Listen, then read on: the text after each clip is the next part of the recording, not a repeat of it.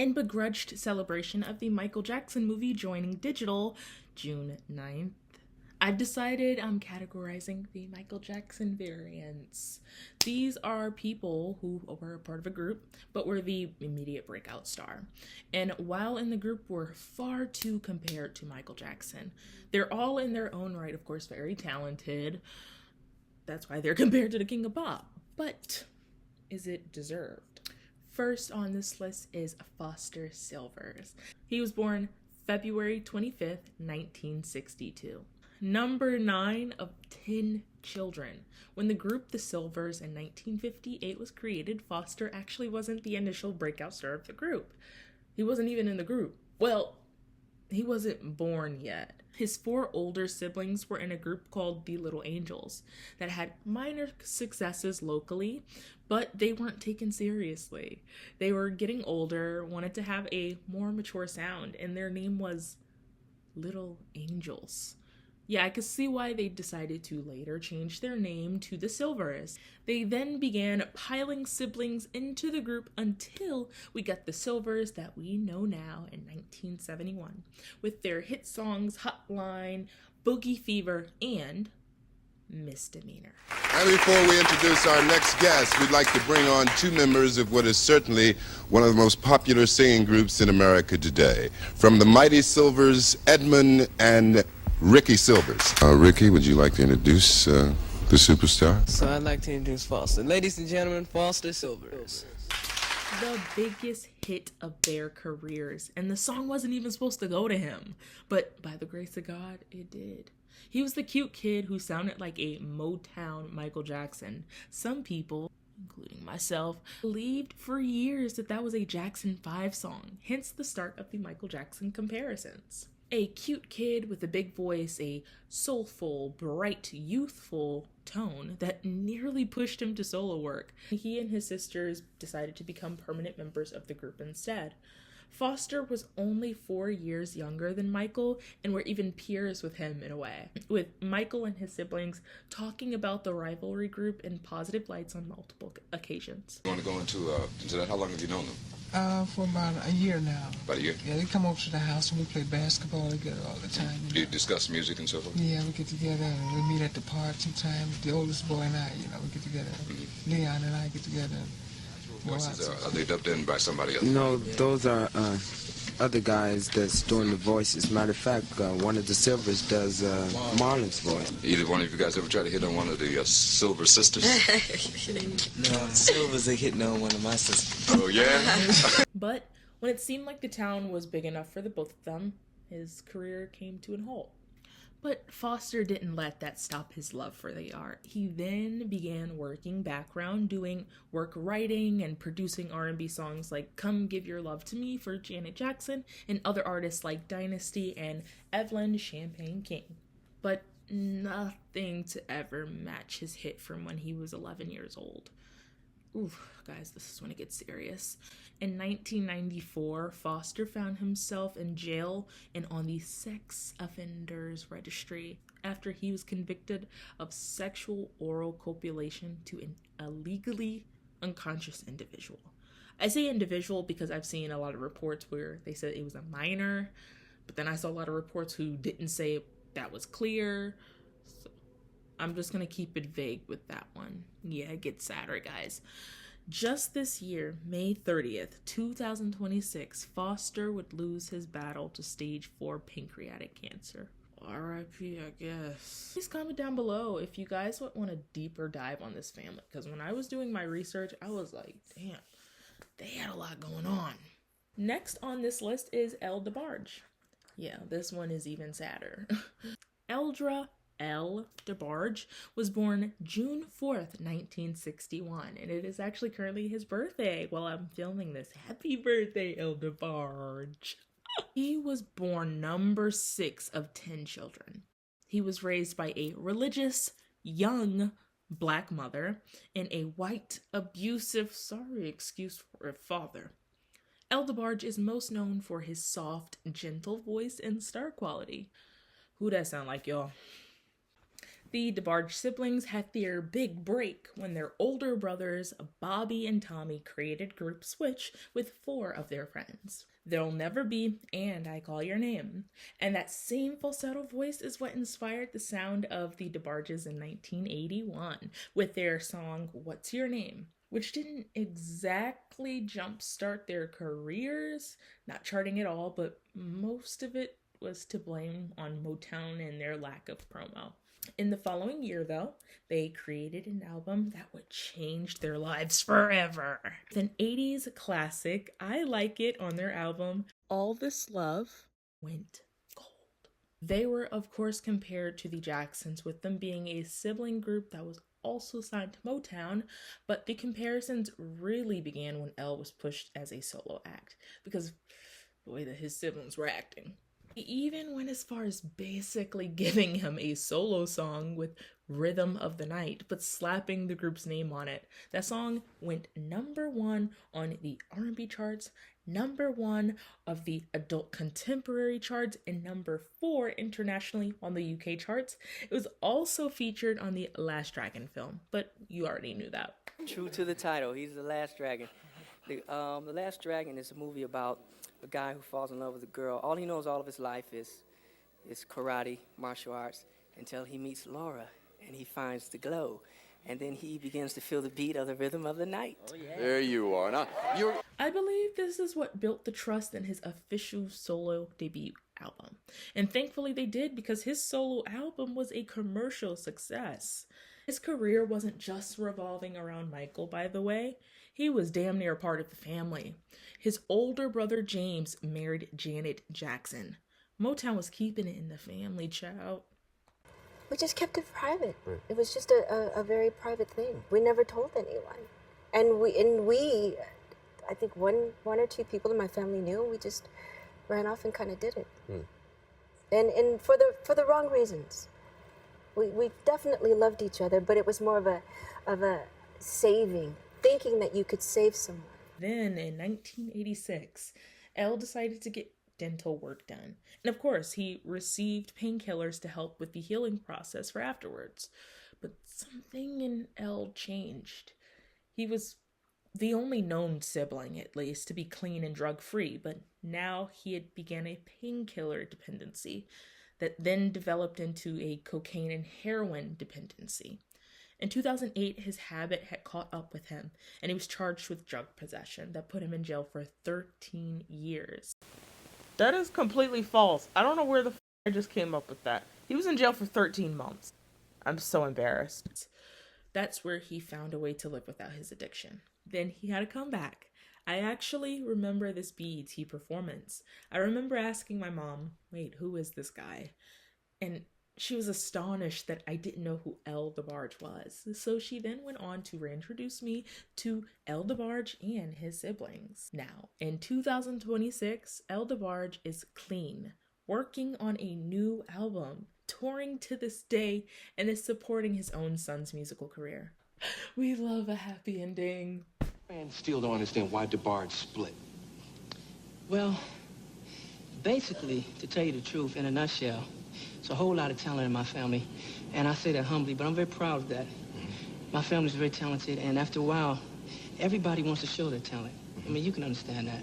After a while, it just gets like that. You want to break off and do your own thing, so it's kind of a normal transaction. Next on this list is Ralph Tresvant. Candy girl, you're on my world. You lose.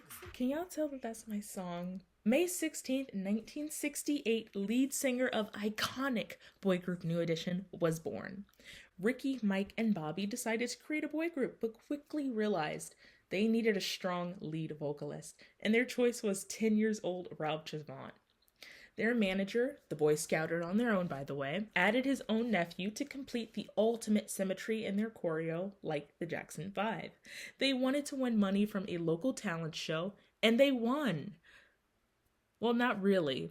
They placed second, but they did win the attention of Maurice Starr, a popular producer and record label owner. And he quickly got them into the studio to get started on a song he and his brother wrote and produced called Candy Girl. Comparisons. As far as being compared to groups like the Jacksons, they've always been our biggest influence overall as a group. So being compared to them was a compliment for us, a big compliment at that. You ready for New Edition? With their prize, an in-house private concert with, you guessed it, the New Edition. Bring me down here. There's the who's who. Well, the man in the blue is Ronnie DeVoe. Okay, Ronnie, welcome aboard. Next to him. Next to him is Ricky Bell. All right, and right here. And in the middle is Ralph Tresvant. All right, and lastly, Michael Bivins. Candy Girl was a hit. #1 on R&B charts, #1 internationally on the UK charts, and reaching 46 on Billboard Hot 100, which was pretty impressive for how new the group was, but it should have been top 10, but it was the racist 80s, so fuck it, we bowl. Ralph's voice stood out the most because of his boyish and slightly nasally tone. My mom said she thought the group of 14 to 15 years old teenagers were like 8 or 9 years old. Mind you, she's like 2 years older than them. It was because of that golden voice on Ralph. He was actually offered a solo career before his group career even really began. He quickly declined it, luckily, because who knows what would have come from Maurice and his scheming ways. Did y'all know he had them on international tours? Yet the boys still lived in the projects of Boston in the 80s. Oh, okay. Of all the groups I've listed already, this group is the most awarded and acclaimed. With all the glitz and glamour of stardom and fame, they began to grow egos. Shocking. Bobby especially, who was not exactly the lead and star of the group, but was a fan favorite. Eventually, he was voted out by the group after countless performance disturbances and fights. This is when the heat in the kitchen began to turn up.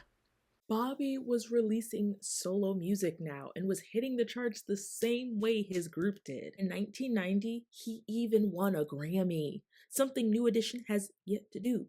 Later that same year, Ralph dropped Sensitivity, and that was a commercial success. #1 on the R&B charts, #4 on Hot 100, and that was a damn good solo debut. His comparisons to Michael Jackson always existed. It really kicked into gear when he had his own solo debut.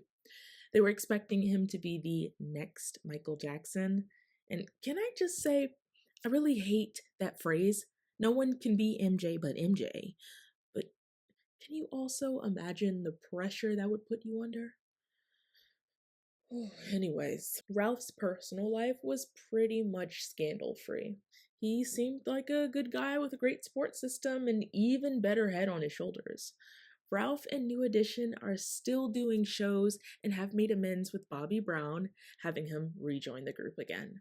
New Edition was a phenomenon. What group do you know could kick out a fan favorite member, still chart, replace said member with an even better singer, still chart, allow kicked out member back into group, still chart, and 30 plus years into their career, still sell out arenas? I can't think of nobody else, I'm sorry. You want to do this the rest of your lives? Yes, we hope to do it till 80, 90 years old, hopefully. I hope so. You ever hear of a group called the Mills Brothers? No. The Mills Brothers are men who have been doing it for 70 or 80 years, guys. I wish you that. Okay, last one on this list. I know a lot of you guys clicked on this video to see me talk Beyonce or to verbally whoop my ass in the comment section, but I need y'all to hear me out. Not the first group of people, y'all can leave. Beyonce Knowles-Carter was born September 4th, 1981 to Matthew and Tina Knowles, two people who will become integral to her life. Not just as her parents, of course, but as two people who will help groom and nurture her career. You didn't hear me say 1960, you heard me say 1990. We're gonna head back to 1960 for a second. Beyonce was 9 years old when she decided to try her luck at an open audition for a girl group, where she eventually met Latavia Robertson and Kelly Rowland. They created Girls Time, but something wasn't clicking yet. They went on to Star Search and lost. Everybody who's anybody lost that damn competition anyways, so it's no big deal really. But that loss lit a fire in her father's belly, and he took over as their manager from there on out. They soon added LaToya at the recommendation of Beyonce. They had the perfect group, they just needed the perfect name. And now I learn the meaning of your story. Is this enough love for me to stay? I wanna be where you are. Oh, oh, anywhere you are. Oh, oh. Thus, 3 years later, they gave themselves the biblical-inspired name Destiny's Child, and that same year, they got signed to Columbia Records. The next year, they released 2 singles, No, No, No, Part 1 and 2, and they saw moderate success for both. That single sold over 1 million copies and was the best-selling record of that year. Just to remind you, first original single by that group. 3 Grammys, 4 #1 singles, 7 songs gone gold, one of the only girl groups to make $100 million on just touring alone, 17 million monthly listeners to this day, and we're not even counting her solo achievements yet. Destiny's Child still has records that newer girl groups are still trying to break. Greatest girl group in history. The hits just kept coming, but they wanted to change. Now, I want to state this very clearly. All the girls decided to go on a hiatus to embark on solo projects. Beyonce then released Dangerously in Love. Her solo album went on to make a record of the most Grammy wins in a single night from any woman ever. It sold over 11 million albums. Beyonce didn't let all the awards and achievements slow her down or allow her to take a break. She said, "Another one, thank you." She honed in on her craft and became the most awarded Grammy winner, most Grammy nominated, most Grammy awarded vocalist ever. She won more than 700 awards as just a solo act alone. Of all the artists on this list, she's the only one to have ever tied or beaten a record Michael Jackson has held or still holds. Michael also adored her. According to his former bodyguard, he'd go out of his way to catch her shows. She used to call, she was a good friend of his. She used to call all the time. But yeah, he liked Beyonce a lot. He sat down next to me and he said, "Is Beyonce here?" She goes, "Oh, she just left 5 minutes ago." He goes, "Ah." And he's like, "Mark, let's go." And Beyonce also noted that he is one of her greatest influences. Makes sense? To be the greatest, your standards got to be the greatest too. I've met him a few times, and I'm so happy I got to tell him on numerous occasions how much he impacted my life. Yeah. And I honestly would not have been anything that, any amount of success that I had, I wouldn't have had without Michael Jackson. Beyonce is compared to Michael Jackson mostly as a solo act. They're head-to-head on who is the greatest performer to exist. I don't know what the right answer is. I just know the right answer is a Black person. Beyonce is an icon in her own right, and I don't care what Dionne Warwick says. Beyonce is still creating music. I'm not sure if y'all heard, but she's currently in the works of making a 3-part art piece, allegedly making music that was created by Black people. I think the first one was like house music or something like that. Second one was, country, I think. And allegedly the third part is supposed to be a rock album. Yeah, we're ready when you are, Beyonce. Beyonce is continuing to rack up accolades and setting records as we speak. She is the GOAT, and y'all need to put some respect on it. Sorry about that, guys. Everyone on this list deserved the respect they received then and now. They made timeless hits that'll pass through generations and generations. This isn't the point of the video, by the way, but I just have one last comment to say. Who next?